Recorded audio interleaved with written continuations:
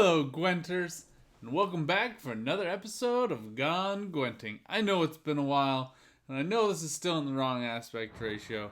Please be patient with me as we are going through changes here on Gone Gwenting. I am still trying to get my computer up to speed. There are no stream cameras in the world, so I'm still trying to figure out the best option for us and this channel. Just be patient. Know that there's going to be great content coming out soon. But I wanted to come out with this deck. Many thanks to Lionel Gustafson for making some tweaks to a deck. I like to pilot them on my Discord, so please join my Discord. It's up in the description above. Follow me on Twitch, follow me on Twitter. We'll be doing more stuff in the coming weeks, and you'll have more content coming forth then as well. Just know, if you have felt like me, Gwent has been a little depressing lately, unless you are the world's biggest Skellige fan. I don't know if you followed along with some of the announcements from the devs, but one of our favorite decks, All Out Charge, is going to go by the wayside. It is going to disappear, and we, Lionel Gustafson and I, have created for you a wonderful deck we are going to call the Swan Song. So this is a nice goodbye to both this leader ability. Pincer maneuver will be going away, or so we've been told, with the next season, and we will be getting new leader abilities, which I'm hoping will be really good. But instead, we just have this deck. We are going to be saying goodbye to All Out Charge, and we felt like the best way to do that was also to incorporate Siri Nova. Now, Siri Nova, if you guys have played with it before, is a very specific and particular card. You have to have all of your cards at 9 provisions or less. I don't know why they have to say cost 10 or more, but that's exclusionary. So if you have any that are cost 10 or more, she will no longer get Resilience, Shield, or Veil. She just plays for 8 points, which is still a decent heads-up play as a Witcher, but it's not amazing. However, when you do have all 9 provisions or fewer cards, or less, however you want to say that, she is going to get Resilience, which, if you haven't played with Resilience, it's not on very many cards, but basically it's going to stay on the board from round 1 to round 2, or if you play it in round 2 to round 3. If you play it round 3, obviously there's no round 4, so there's no real value there, but she does also get Shield and Veil, so she is a very difficult target to remove, unless you have Vincent, who is broken and should be fixed, to only remove characters that have negative status effects. I'm going to keep saying it until it happens, but she instead is able to get this Resilience, Shield, and Veil, carry over to the next round, be worth 8 points on the board, and it's just very, very valuable. And we have taken to calling this deck the short round all-out charge deck. Basically, it's going to operate with our favorite combo here, Donimir, Dandelion, and Visigoda. We also have Priscilla in here, Anna Strenger, Egmund, and then we have Willem. Was kind of an interesting ad. I really have to credit Lionel for this, but he is going to make it easier to grab a gold card. He is going to affect certain cards. I think like Magni Division is a big one against an elf card that we were having trouble against, and he gives you that play against Magna Division to block them. He also can go really well as a heads up against Carrick Frigate. The one change that Lionel had in here that I suggested to him was we should change this Aratu's Adept to Bomb Heaver. Now, you can do whatever you want. I think we were just running into a lot of balls, Masquerade balls this season, and I think that you just get a little bit better play out of them. But otherwise, we're also running Mad Charge, which, since we have Reynard, we have a really good knight. We have Donimir, we have good knight in Donimir as well. But those two are going to give us Vitality, which is going to pair really well with Trident Infantry and with Nathaniel Bustody. So depending on which round we play them in, we can get boom, bunch of points and damage on a unit as a passive engine with the Vitality, with the armor, and that's going to be really helpful. And then the biggest thing that I did, I've really been enjoying this Prophet Leviota. I think that he plays really well. He's a really strong card. You can get a lot of value out of him.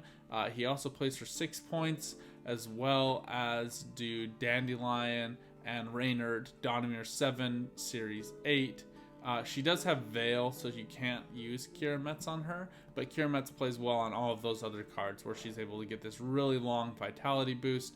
You can also play her on between Trident Infantry and Nathaniel Pastodi to get boost on them as well. So lots of options, lots of boosts, lots of raising points, which really nerfs patricide decks by getting you boosted units, which we found to be really helpful as an anti-meta function. The only thing I will say about this deck is it's just a bit different from the other all-out charge decks. You really need to think of it as short rounds. But let's just jump into a game here, and we'll walk you through some of the gameplay. We never know what we're going to get, but I just want you guys to know, Lionel rode this all the way to pro. He lost only a couple of games. I've been taking a bit of a pass lately in Gwent, reconnecting with my younger brother. We've been having a lot of fun playing some different games, but don't worry, I'm coming back. I just needed a break. This Skellige non-stop onslaught has just been too much to handle for me. Okay, so this deck was really struggling against monsters, and I made a couple of changes that I thought were really effective, and we'll get into those in a moment as well. So this Overwhelming Hunger deck does sometimes like to run Haunt, so we will keep that. Otherwise, I think here we will go... we just need one of these Redanian Archers. We don't need two Scythemen. Oh, and so I added in Trial of the Grasses. That's the one I wanted to say. So it plays really well with Lebiota in order to... if you want Lebiota to get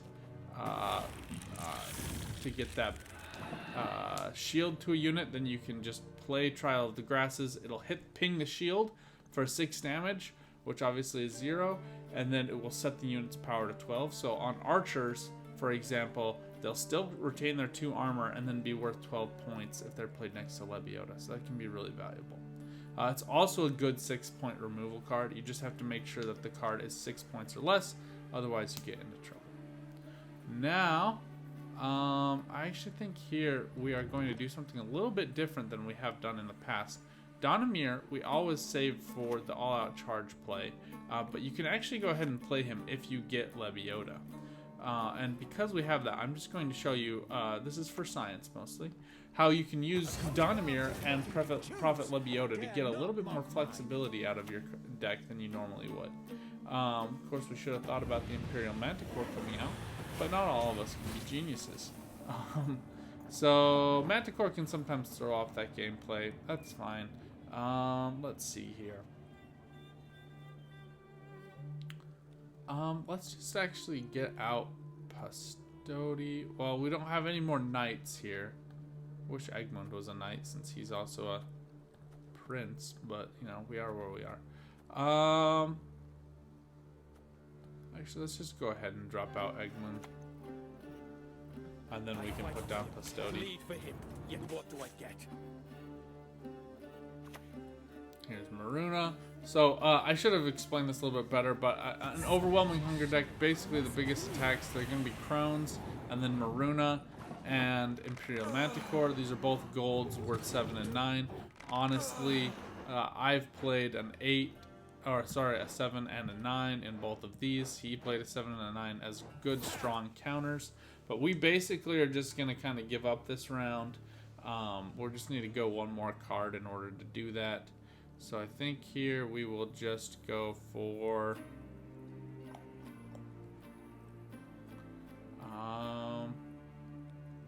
let's go ahead and drop down Trident Infantry.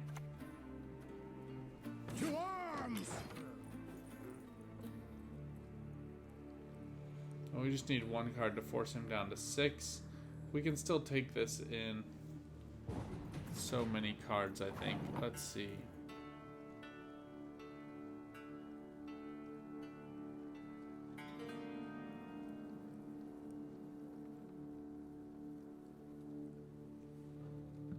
Let's actually do it like this.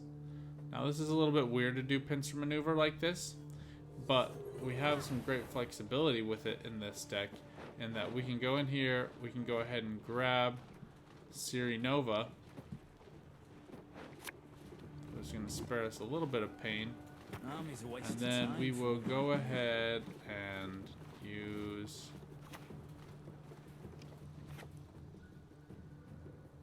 Siri Nova to ranged.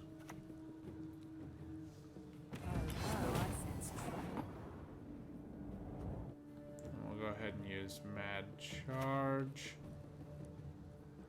Actually, I think better value is actually going to come from. We'll save Pistodi actually. Yeah, let's just go ahead and use Mad Charge. We don't have a knight here per se, but that's okay. And then this guy is going to get us enough points. There's a time to reap, a time to sow, a time to die. So it would have been better in a tighter round to keep Siri, but now he's got to make a taller play. We can try to compete, but it's going to be rather difficult. We had to use leader ability to get out of that one. So not the best round we've ever played, but there's Lebiota. We kind of have to keep all of these cards, which is a bit unfortunate, but we'll cycle back in hopes of getting Visigoda and Dandelion. But Villain will come in handy here if we can grab him. We do have Kira Metz and Honest Stringer, but they can be good options. So because of that, we're actually just going to go ahead and play this out a little bit more than we might normally. We're going to go ahead and pass. He can beat us in 3 cards, so.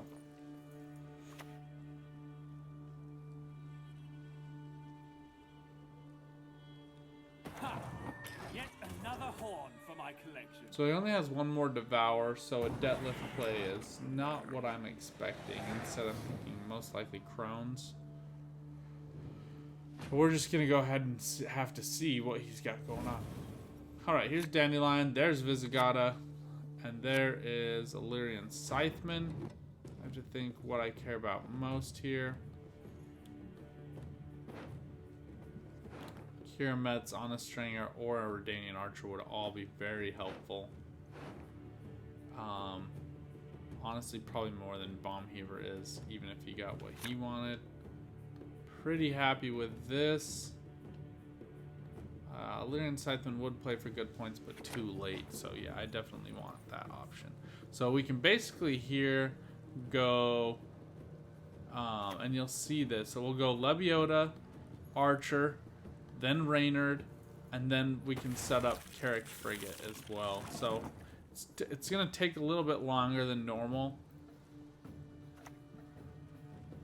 May our hearts burn and shine with love. Then we can also drop Kira Metz between Reynard and Lebiota as well.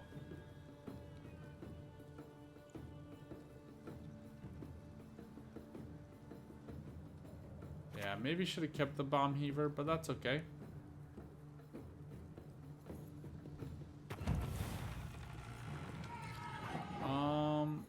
Yeah, let's go ahead and do this. Have a look at that. Like falling stars.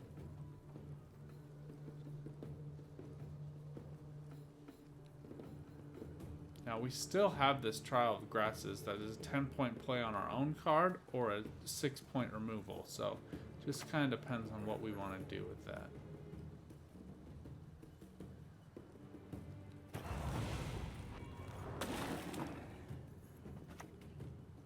Her Majesty knows what she's doing.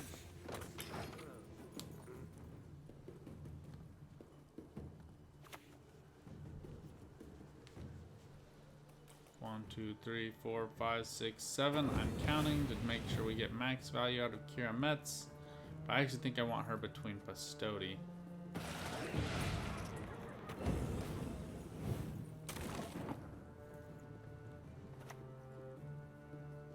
Another battle, another entry in the chronicles.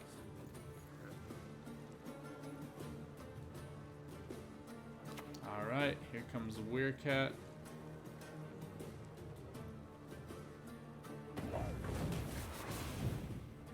Weircat could cause us some problems.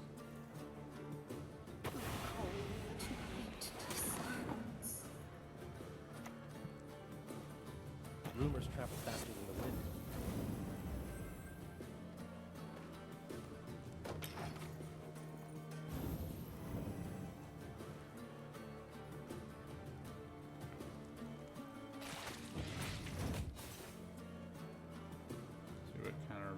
has, and he does get the Striga out.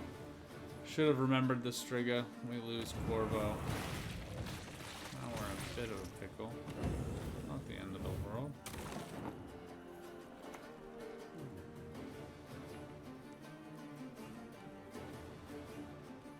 Poker's red hot now. Satisfaction guaranteed. Still keep those charges just a little longer.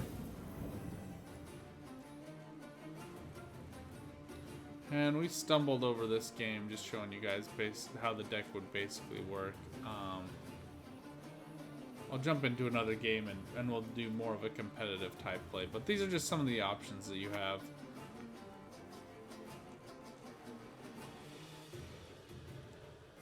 I have lived long, seen all, and I am bored with it. We shall conquer this world as we have conquered countless others. I feel honored, truly.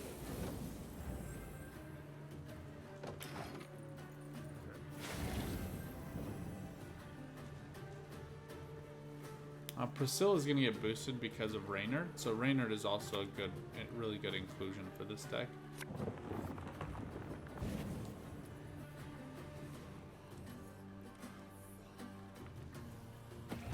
Ah, yes, Icarin with the overwhelming hunger. So now, Trial of Grasses also is really important because it's going to set a unit's power to 12. I mean, it's going to damage it first, but if he gets a unit that's like 25 points, then that might actually be greater value for me. Otherwise, it's going to be 6 points on Kiramets, which is still really valuable, right? So.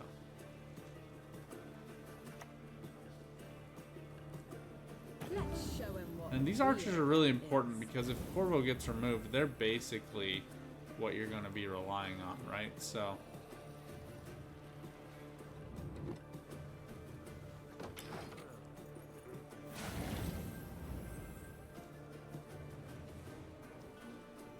We're only going to get one proc off of this frigate, so I'll probably just play him to melee. Getting these bleeds all to land on a Parian Phantom and NL Conqueror and Oberon Conqueror is just really bad luck, I think. Not working out super well for us.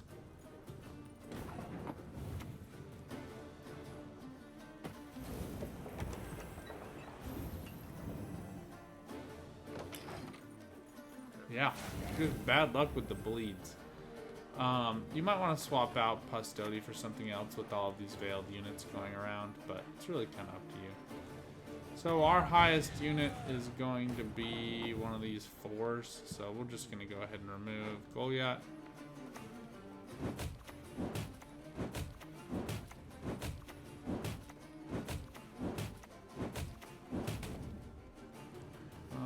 That doesn't really matter, to be honest. Then we can go ahead and use this. It's a 3 point on the Ekimara, or it is going to be 6 points on Kiramet, so. I don't know why. Oh, Anna got called to the row. She didn't get played, so that's why. So anyway, not our best game. Obviously, we cycled back in Bomb Heaver, even though I knew I was going to need it. So some misplays that I wouldn't normally have made in typical competitive play. But when I'm making a video, things are a little bit different. So you guys have seen the basic gameplay. Let's jump back in. I'm going to show you a more competitive type play. And this deck is much better when you are playing a little smarter. Had we just passed round 1, I think we would have been actually in a better position. It's a really good deck for tempoing out in an attempted bleed in round 2, actually. Onward! Attack! All right, so we are up against another Pincer maneuver deck. There are a lot of people loving to play Siege, so we just have to be careful up against that. We can use Bomb Heaver to take care of it, and we'll just keep a heads up for it. We got a couple of boosters here, a boost receiver, another booster. I think that we're going to try to play on melee because of that. All right, well.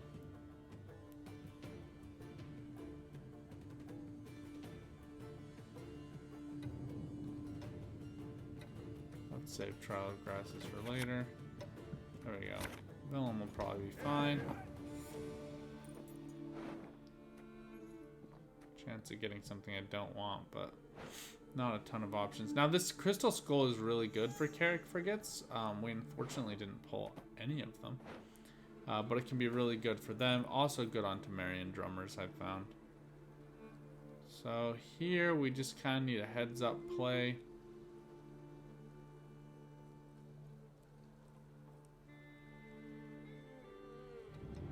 I think we'll save him. So let's just go ahead and play a drummer here, actually. Army's a waste of time for one like me. Get him boosted, give him Veil.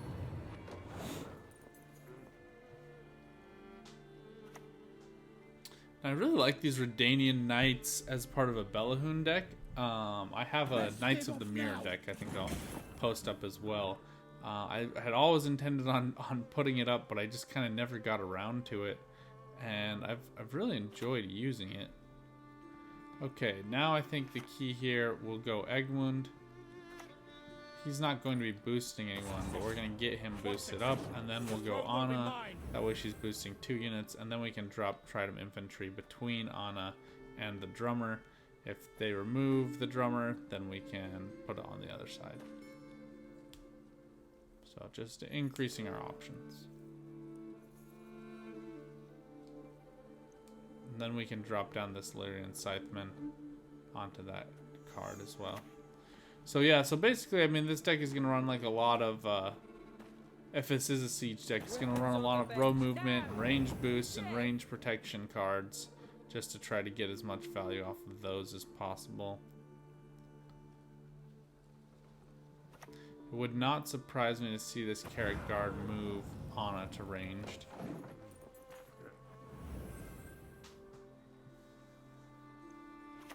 Or Boiling Oil will work.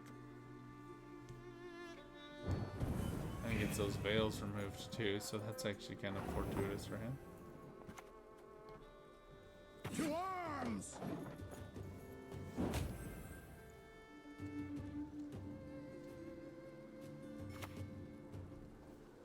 This is a good play to get 2 boost every turn, right? Right.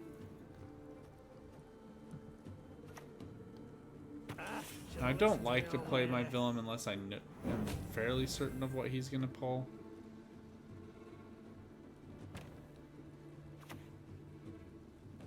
He gets out his Trident. But in this scenario, we're going to be able to block him, so I think it is worth it. I know what I'm doing. Especially when you get Pistodi. Now that Carrot Guard is going to be problematic here, but...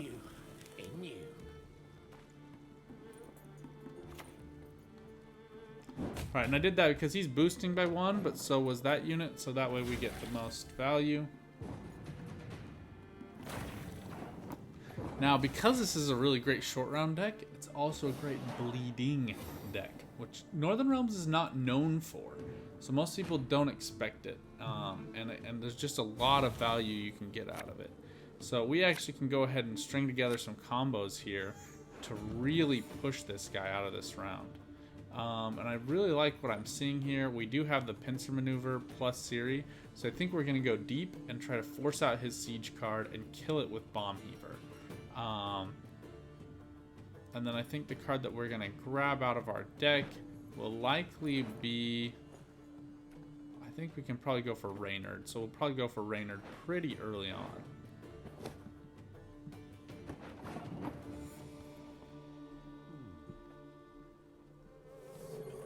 We're going to go ahead and do this since we are down a card.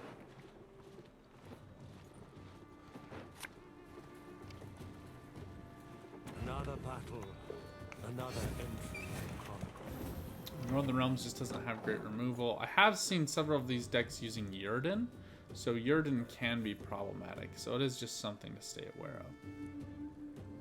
And then I think we'll actually keep Reynard for the final round, and just go ahead and use these other cards this round.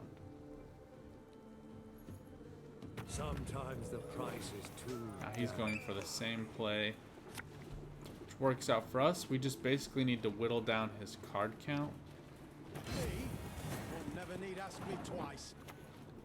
Asking me for help. Now that's smart. And I'm just going to play reasonable number of these charges just to get these out. Probably shouldn't have boosted them both to 8 because it is a possibility that he's running Igni. For you, my friend, always. So it looks like we are running a similar combination here.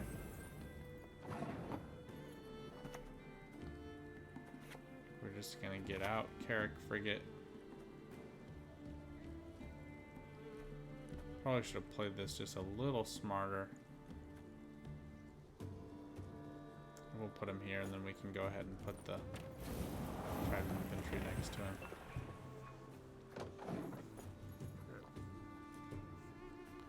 So I should have thought about the fact that this this bomb heaver isn't going to find great value because we can't get around that Donamir. But that's okay, we'll keep him for later. So she's going to be feeding those boosts. We're going to be proccing our 2 units. Awaiting your orders. We're looking to get out of this pretty soon. Getting good luck here. None of these are proccing on Donamir until the last 2. But up by 12 points, so I'm decently happy here. He does have to keep boosting Priscilla if he wants to keep using her.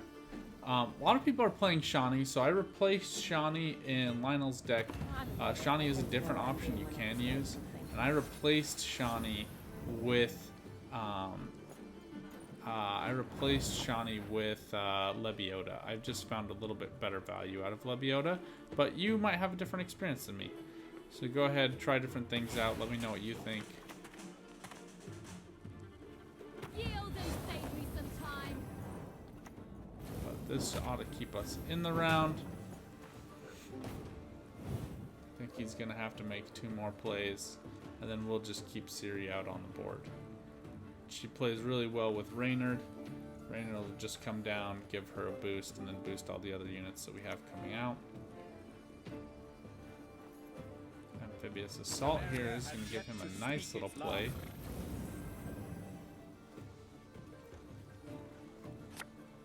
Very well played on the Archer.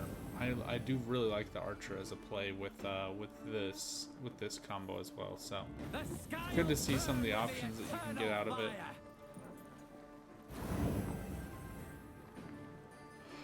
I don't think there's any way for us to pull ahead, so we are going to be a card down.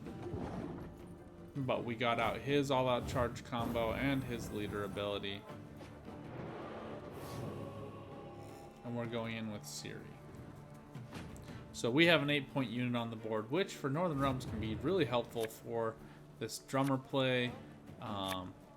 So a lot of options. I actually think this removal is going to be really helpful, and I think we're going to get a lot of value out of it. We're otherwise going to have 1, 2, 3, 4, 5 boosted, or four boosted units. So he's going to play for 7. So not the best value. That is a little bit better.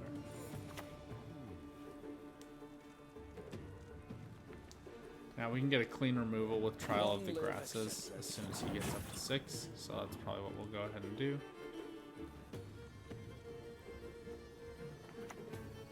Her Majesty knows what she's doing. He's 1 point per turn, so is Redanian Archer. So it just kind of depends on what he plays here. That's what will decide what we do. Amphibious Assault just really is such a strong card. And a lot of people do. You can run Neneki with this as well, because she does get those 4 boosting charges. Personally, I don't find her the greatest value. Again. I think she's going to get some value coming out of here pretty soon. Let's go ahead and do this. For king! For country! For freedom! Usually this deck runs only 1 boiling oil, sometimes it's 2. Alright, here we go.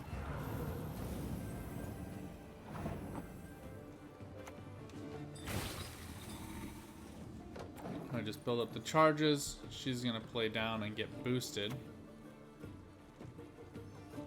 To arms! When she plays the melee, so that'll work for us.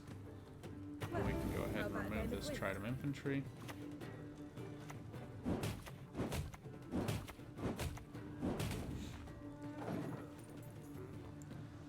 And the drummer will proc 2 instances, I think, because he has to go. Oh, no, sorry, he'll go after. So Kudakook is also a decent amount of points. I mean, I haven't found great value out of the Purifies, but he is an option that you can use.